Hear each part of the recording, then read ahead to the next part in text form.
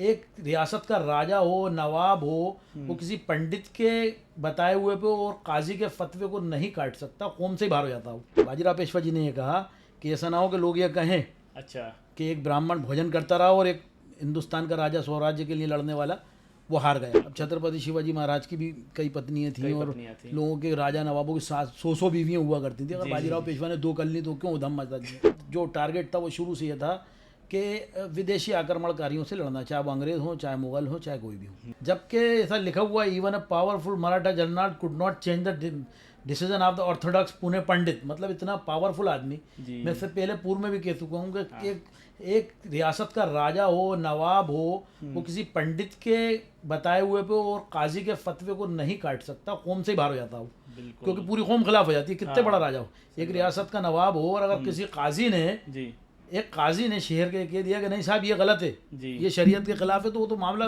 ऐसा फंस जाता है कि कुछ कर ही नहीं सकते। तो वो पंडितों का यूज करके पंडितों के कंधे पे बंदूक चलाई कि नहीं साहब ये प्योर ब्राह्मण नहीं है, अच्छा ये प्योर ब्राह्मण नहीं है, इसलिए इसका जन्म नहीं करेंगे।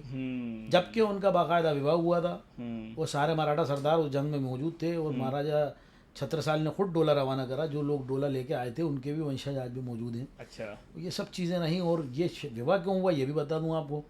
महाराजा छत्रसाल को इलाहाबाद के सूबेदार बंकश खान ने घेर रखा था, और महाराजा छत्रसाल बुजुर्ग हुए थे 80 साल के लगभग। तो महाराजा छत्रसाल ने, उनके कवि थे भूषण, कवि भूषण के हाथों एक खत लिखा था 100 दोहों का संदेश। पहले दोहे चलते थे ताकि लोग खत पकड़ के समझ ना पाए। बिल्कुल बिल्कुल, जो जिसको पहुंचाना बस वही समझ पाए, या फिर वो कवि कविताओं बताया था जी। तो इस तरीके से वो दोहा था कि जो गति भाई गजेंद्र की, वो गति भाई हमारा आज, बाजी जात बुंदेल की, बाजी रखी हो लाज। इस तरीके से था वो दोहा था बुंदेली में जी। तो उसका मतलब ये था कि जब हाथी पानी पीने जाता है और मगर उसका पैर पकड़ लेता है, तो वो हाथी असहाय हो जाता है, कितना ही ताकतवर क्यों ना हो, लेकिन उसका जब पैर पकड़ लेता है पानी में, तो फिर वो कुछ कर नहीं पाता। तो वही कंडीशन मेरी है बाजीराव पेशवा, अच्छा आप मेरी मदद करिए जी। तो बाजीराव पेशवा को जब ये संदेश मिला तो वो भोजन कर रहे थे, उन्होंने अपना भोजन छोड़ दिया। अच्छा, तो उन्होंने कहा ऐसा ना हो कि कल को ये कहे लोग कि एक हिंदुस्तान के राजा को जो स्वराज्य के लिए लड़ रहा है, और छत्रपति शिवाजी महाराज के भक्त थे, ये मानने वाले थे जी। महाराजा छत्रसाल उनको मानते थे, गए भी थे, औरंगजेब कभी इनको हरा नहीं पाया महाराजा छत्रसाल को जी। और उन्होंने छत्रपति शिवाजी महाराज ने तलवार भी भेंट करी थी इनको, अच्छा। महाराजा छत्रसाल को। और ये वहाँ गए थे कि साहब मैं आपके साथ रह के लड़ना चाहता हूँ। उन्होंने कहा नहीं आप अपने एरिया ही संभालो, अपना बुंदेलखंड, और इस तरीके से इनको वापस पहुँचाया था। तो ये फिर इन्होंने अपना राज्य यहाँ स्थापित करा था। वो काफ़ी महान रहे महाराजा छत्रसाल। तो ये जब मदद के लिए आए, तो मदद के लिए आए तो ये लड़े। बाजीराव पेशवा जी ने ये कहा कि ऐसा ना हो कि लोग ये कहें अच्छा कि एक ब्राह्मण भोजन करता रहा और एक हिंदुस्तान का राजा स्वराज्य के लिए लड़ने वाला वो हार गया। खाना छोड़ के वो गए। तो 5-6 दिन का सफर था, 2 दिन में तय करके बंकश खां को हराया, उससे वचन लिया, उसको छोड़ दिया। अच्छा, कि आज के बाद वापस नहीं आएगा। लेकिन महाराजा छत्रसाल को भय सता रहा था, क्योंकि बुजुर्ग थे और उनके बेटे उनका साथ देने को तैयार नहीं थे। हृदय शाह, जगतराज, ये लोग आपस में ही इनका डिस्प्यूट चलते रहते। अच्छा, तो अब महाराजा छत्रसाल ने कहा कि बाजीराव पेशवा जी आप यहीं रहिए और यहीं के आप राजा बन जाइए, मैं आपको यहाँ का राजा बनाया। तो उन्होंने कहा नहीं साहब मैं यहाँ राजा नहीं बन सकता, मुझे तो आगे मराठा सल्तनत के लिए पूरे भारतवर्ष में जाना है, और अटक से कटक तक का उनका मिशन था, पूरे भारत में लड़ना। मैं यहाँ का तो बैठ ही नहीं सकता, मैं तो पूना में रहता हूँ, मैं तो जंगे लड़ता रहता हूँ इस तरीके से जी। तो उन्होंने कहा अगर आपको कुछ देना ही है तो आपकी बेटी का हाथ दे दीजिए। अच्छा, तो महाराजा छत्रसाल तो चाहते यही थे, उनकी दिल की बात थी कि इनसे रिश्ता जुड़ जाए। रिश्ता जुड़ जाएगा तो क्योंकि पेशवा के सुसर होगा तो वो रियासत सेफ हो जाएगी। और ऐसे पॉलिटिकली रिश्ते, पॉलिटिकल कनेक्शन, राजनीतिक रिश्ते से जुड़ा करते थे। अकबर बादशाह ने भी जोधा से मैं उस कंट्रोवर्सी में नहीं पढ़ना चाहूँगा, लेकिन ऐसे रिश्ते हुआ करते थे और कोई बुराई नहीं थी, क्योंकि ये सब चीज़ें 1947 के बाद आई हैं। हिंदुस्तान में ऐसे 50 किस्से हैं कि जिनका मतलब कोई गिनती नहीं है। बिल्कुल बिल्कुल। अब छत्रपति शिवाजी महाराज की भी कई पत्नियां थीं, और लोगों के राजा नवाबों की 700 बीवियां हुआ करती थी। अगर बाजीराव पेशवा ने 2 कर ली तो क्यों उधम मचा दी। सही बात है। और फिर वो उनके जैसी थी, उनकी जो काशीबाई थी वो लंग भी करती थी और टीवी भी हो चुकी थी, वो उनको पसंद नहीं करती थी। अच्छा, वो क्योंकि चाशका जोशी फाइनेंसर थे और उनके एहसान थे इस परिवार पे, इसलिए उन्होंने वो शादी इनसे करवाई। लेकिन मस्तानी साहिबा से इनके प्रेम हुआ वहाँ पर जंग में। प्रेम ऐसे हुआ कि जब ये जहाँ फौज लेके पहुंचे, वो जब ये महाराजा छत्रसाल के लिए लड़ रहे थे बंकश खां से, तो इन्होंने देखा कि एक राजकुमारी बहुत ही खूबसूरत जंग लड़ रही है, तलवार चला रही है, भाला चला रही है, और बेहतरीन तीरंदाज थी, मतलब she was master of all. Okay. बहुत अच्छी मतलब हॉर्स राइडिंग करती थी, तलवार अच्छी चलाती थी, भाला अच्छा फेंकती थी। तो हम लोगों की रियासत में इसीलिए भाला बना, क्योंकि बाजीराव पेशवा और मस्तानी साहबा दोनों बहुत भाला अच्छा, भाला फेंकते थे दोनों। हाँ, हम लोगों की रियासत में तो भाला फेंकने में बहुत माहिर थे और दान पट्टा चलाने में। ठीक है। तो साहब जब उन्होंने देखा तो उन्होंने पूछा ये कौन है, उन्होंने कहा ये महाराजा छत्रसाल की पुत्री है। अच्छा। तो दुबेला में बिल्कुल उनके महाराजा छत्रसाल से लगा हुआ मस्तानी साहबा का महल है। अच्छा। हाँ, अभी सरकार ने उसके 1 करोड़ रुपए पास करे हैं उस पर रिनोवेशन के लिए। जी तो मस्तानी साहबा के सिर्फ 2-3 महल हैं, पूना में भी हैं, यहाँ भी हैं, जी। और हम लोगों के तो यहाँ बांदा में है ही, अच्छा। जो खंडर बन गए। जी। तो साहब वो उन्होंने खुश होकर उनका हाथ दिया और वो विवाह करा, 32 लाख सोने की अशरफियाँ दी, और इस पूरी बुंदेलखंड की जो उनकी रियासत थी महाराजा छत्रसाल की, जी। उसके 3 हिस्से करे। एक हृदय शाह को दिया, एक जगत राज को, और एक बाजीराव पेशवा जी को, कि आप भी मेरे पुत्रों के बराबर, मैं आपको अपने पुत्रों के बराबर ही हिस्सा दूंगा। और पुत्रों के बराबर वो हिस्सा दिया जिसमें बांदा आया, कालपी, ये सब चीज़ें आई, ठीक है। झांसी सागर, ये सब हम लोगों का था, जिसमें पूरी बुंदेलखंड, पूरी रियासत के 3 टुकड़े कर हाँ, दिए। ये सागर भी हम लोगों का था, जिसमें कि गोविंद पंत बुंदेला को बाद में बिठाया था। और ये मराठी और हम लोग सब ये एक ही थे, मराठा सल्तनत के लिए ही लड़ते रहे आखिरी वक्त तक। क्योंकि कुल हम लोगों का मिला के जो टारगेट था वो शुरू से ये था कि विदेशी आक्रमणकारियों से लड़ना, चाहे वो अंग्रेज हो, चाहे मुगल हो, चाहे कोई भी हो। हम लोग केवल यहीं, हाँ, हिंदुस्तान से प्रेम शुरू से रहा, बिल्कुल। इसलिए हम लोग विदेशियों से ही लड़ते रहे और यहीं की मट्टी के बने थे, और यहीं ख़त्म होते गए और यहीं ख़त्म हो जाएंगे। हम लोगों को ऑफर था, बहुत अच्छा ऑफर था पाकिस्तान जाने का। अच्छा। बहुत अच्छा ऑफर हमारे दादा को मिला था, नवाब सैफ अली बहादुर को जी।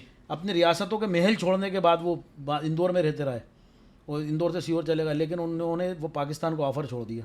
क्या ऑफर दिया था उन्होंने? सब पाकिस्तान के इतने सारे नवाबों को बड़े अच्छे ऑफर मिले थे, क्योंकि पढ़े लिखे थे, काबिल थे, रियासत चलाना जानते थे। बिल्कुल बिल्कुल। तो सब राजनीतिक ऑफर भी थे, और ऐसे ऑफर थे, कई नवाबों को ऑफर मिले थे कि आप पाकिस्तान आइए, संभालिए, क्योंकि उस वक्त तो बड़ा कुछ भी नहीं था पाकिस्तान में। तो वहाँ पर जो बड़े बड़े जो हिंदू भाइयों के जागीरें खाली हो रही थी, उनके भी महल थे, कुछ थे, तो यहाँ के नवाबों को वहाँ दे देते थे। कुछ नवाब गए भी होंगे? हाँ, बहुत से गए हैं, बहुत सारे नवाब गए। हाँ, जैसे जूनागढ़ के नवाब थे मोहम्मद खान जी साहब, बहुत शानदार नवाब थे वो। जी जी जी। मेरे अच्छे ताल्लुकात थे, अभी उनको इंतकाल हो गया कुछ टाइम पहले। वो पाकिस्तान में है अभी, मतलब उनके परिवार वो चले गए थे। तो ये सब चीज़ें हैं।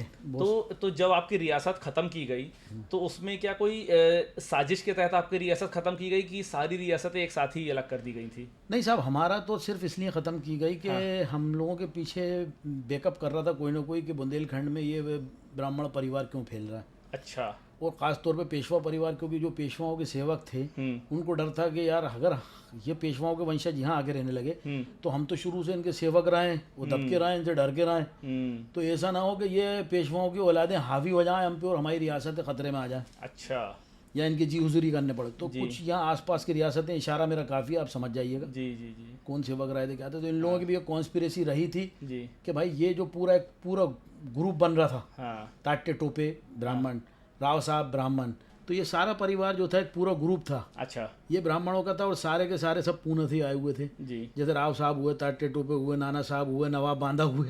अब हम लोग कन्वर्ट हो गए, मुस्लिम जरूर हो गए थे, लेकिन तय तो वही पूरे। अच्छा, मतलब मराठा ब्राह्मण, मराठा ब्राह्मण है, लेकिन राजनीति के तहत आपको कन्वर्ट करके जात पात का हिंदुस्तान में हर जमाने से रहा है और आज भी है। आज भी देखिए कि जहाँ जिस जाति के ज़्यादा लोग होते हैं तो नेता लोग उसी को टिकट देते हैं कि यार ये जाति का, ये गुर्जर है, ये फलाना, ये ब्राह्मण है, तो यार यहाँ इसको वोट ज़्यादा मिलेंगे। तो जात पात तो चलता रहा, चलता रहेगा। तो वो जात पात का थोड़ा सा मसला रहा था। हालांकि हमारे परिवार में कभी ऐसा नहीं रहा। हमारे परिवार वाले ब्राह्मण होके भी मराठों के लिए हमेशा लड़े और थे मराठा ही जी, क्योंकि महाराष्ट्र में रहने वाला मेरी नज़र में सब मराठे हैं, सब मराठे हैं। तो वो मराठे ही थे, लेकिन वो मराठा ब्राह्मण थे। तो ये इस तरीके से कुछ लोगों ने जो वहाँ से पहुँचाए गए थे यहाँ पर, इस क्षेत्र में पहुँचाए गए थे बाजीराव पेशवा ने, तो वो ये नहीं चाहते थे कि पीछे से इनकी औलादें आके यहाँ आसपास रियासत बना रही हैं और आगे चल के हमारे लिए खतरा न बन जाए। हालांकि एक समय में ये बड़ा उनका प्रचलित है खत है महाजी सिंधिया जी का, अच्छा, दिल्ली में रखा हुआ। उस खत में इन लोगों के बड़े अच्छे रिलेशन थे नवाब बांदा के, महाजी सिंधिया। जब नवाब बांदा पुणे से आए तो ग्वालियर में ही रहे थे, अच्छा, अपनी पसंद से कि मैं इस पोर्शन में रहूँगा, क्योंकि उस वक्त रियासत बनी नहीं थी। तो बाद में इनने डिक्लेयर करा, लड़े झगड़े या खाली कराया। कुछ पन्ना परिवार वालों ने भी ऑब्जेक्शन लिया, जो उनके बेटे थे जी। उनको ये लग रहा था हमारे पिताजी इतना एरिया दे के चले गए। मैंने कहा नहीं, ये तो हमें मिला हमारे पिताजी का, हमारी माता का, हम तो उस पर काबिज होंगे और हमें तो करना है।